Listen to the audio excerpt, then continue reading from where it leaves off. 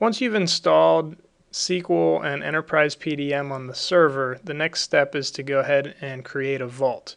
Now you can create the vault on the server itself, or like I'm doing here in this case, we actually have EPDM installed on a client workstation, and we can create the vault from that client workstation as well. So here we're looking at the server, and we're in the administration tool of EPDM, and we can see that there's a number of vaults already created. In general, you'll typically only have one main vault, and you may have a secondary vault that you would just use as a sandbox for testing purposes and that sort of thing.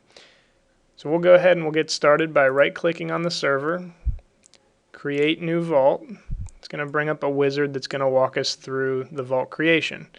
We'll say next, give our vault a name, and optionally we can put a description in here if we want to.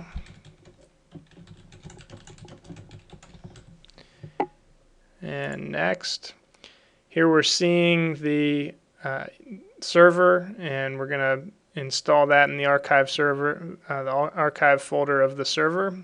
We'll see any existing vaults we have. Nothing needs to be done here. We can go ahead and say next.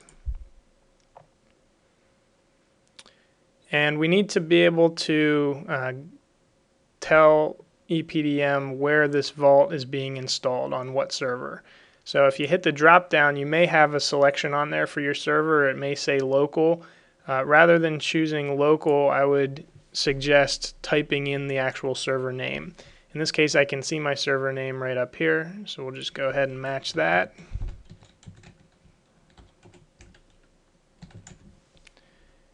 And we'll leave our database name the same and say next. Choose our language and our date format. And here we can either choose to use the default admin password, or we can put our own password in for this vault. I'm going to go ahead and put in the password that I want.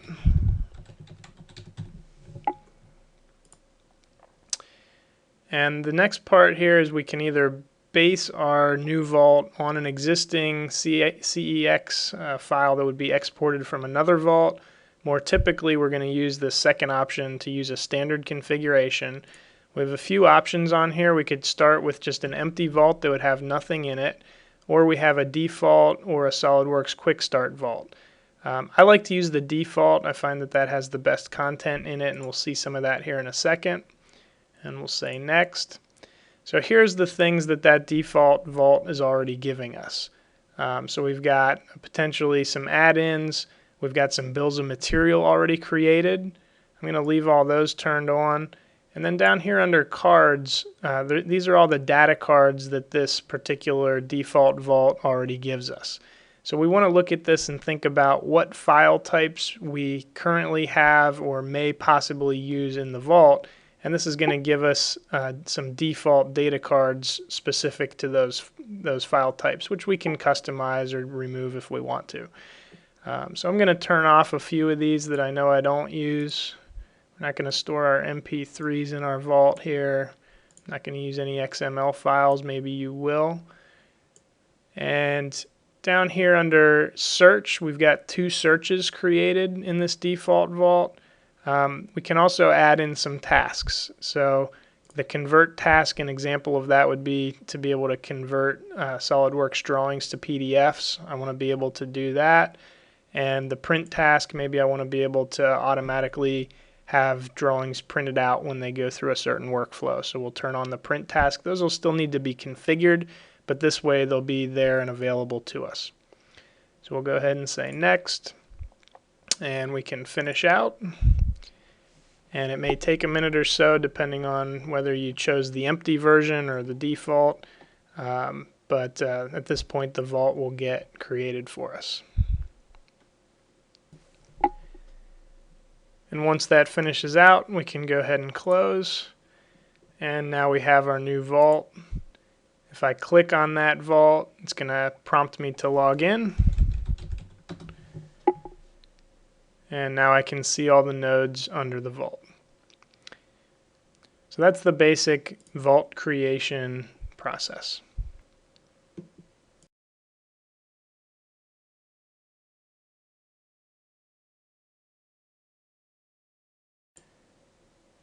Once we have the vault created, the next step is to create a vault view. And so if we take a look in Windows Explorer here in my C drive, you can see I've got a few vault views already set up on some of the vaults, some of the other vaults that I have created.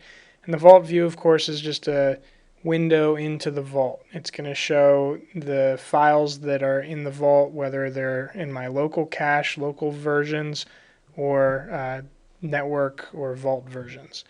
So if I double click on one of my existing vault views, I can log into that.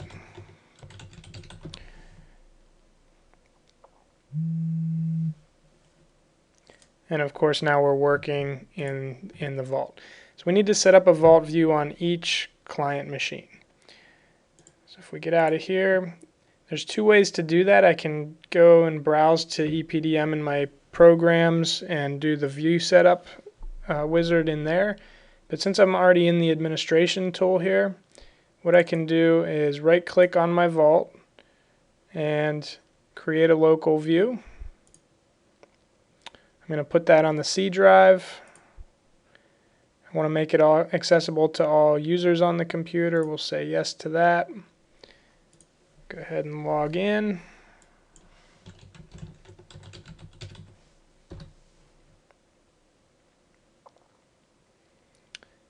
And now I've created this vault view on my C drive. MT Sandbox. So now I'm ready to work on this machine.